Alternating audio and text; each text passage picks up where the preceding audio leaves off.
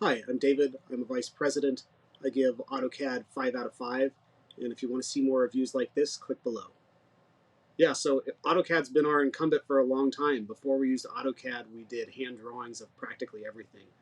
So obviously it made complete sense to move from hand drawings directly to an AutoCAD program.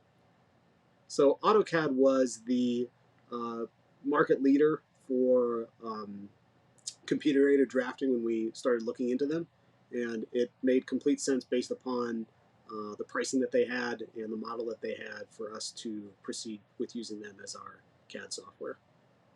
AutoCAD has a little bit of a learning curve, but after you get to kind of understand it, it's very easy to use and very easy to get great designs out of. It does take typical computer setup, installation of software, unless you're running online, and I would say maybe a half hour to an hour tops of your personal time.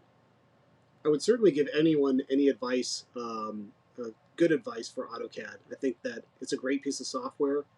It's something that we use daily, and without it, we'd probably be lost in terms of computer design and drafting.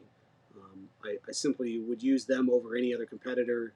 They seem to be the incumbent and the market leader, so that's why I give them such great ratings.